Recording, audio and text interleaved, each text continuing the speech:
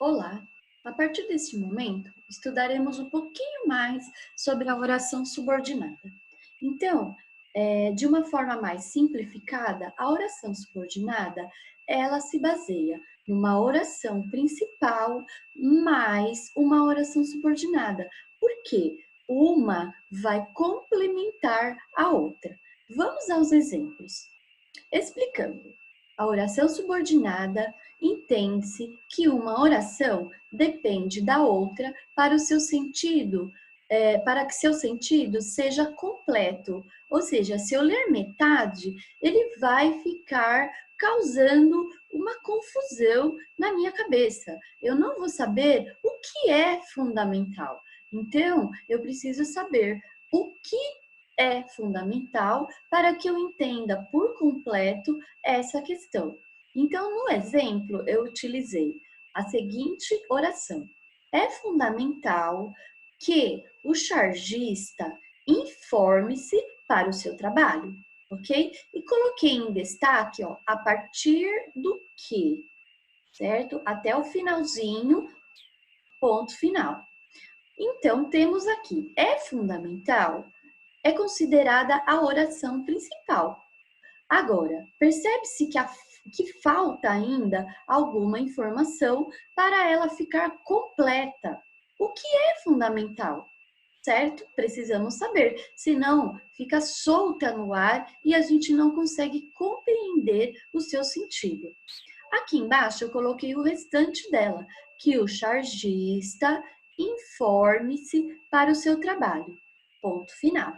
Percebe-se que esta é a informação que faltava, por isso ela recebe o nome de oração subordinada. Ela depende da oração principal para se entender o sentido completo da mesma, certo? Tanto desta quanto desta. Uma depende da outra, elas têm uma ligação uma com a outra, não podem ficar separadas, tá?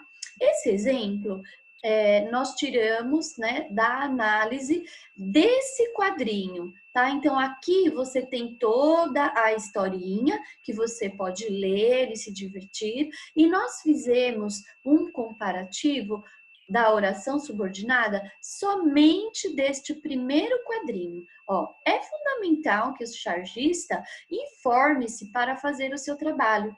Por isso, lemos as notícias e escolhemos um assunto polêmico para ser abordado. Difícil é escolher entre tantos bons assuntos, ou seja, está cheio de assunto polêmico, ok? Usando mais um exemplo que nós temos no nosso livro, página 25, módulo 2, o seguinte exemplo segue. O médico tem um método de raciocinar. Dois pontos, trabalha observando e cruzando pistas.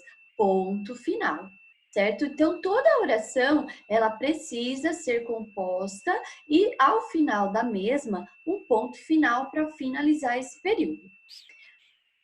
Vamos por partes agora. Um médico tem um método de raciocinar. Isso recebe o nome de oração principal. Depois, a partir dos dois pontos, trabalha observando e cruzando pistas. Depois dos dois pontos e até o final da oração, ela recebe o nome de oração subordinada, tá? Por quê?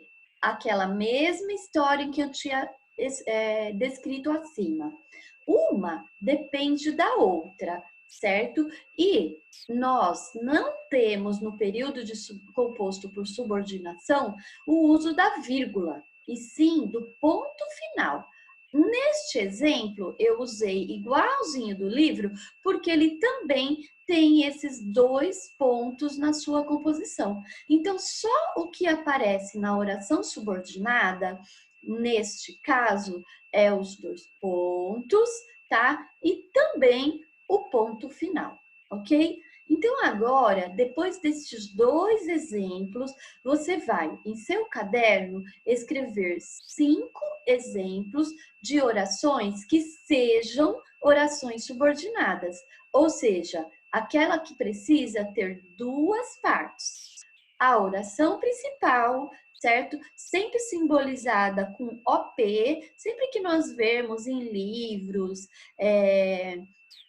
exemplos, essa simbologia, OP, isso significa a oração principal, tá? E, em seguida, a oração subordinada, que também tem essa simbologia de OS. Toda vez que vermos isso em livros, em exercícios, ela quer nos dizer que se trata de uma oração subordinada.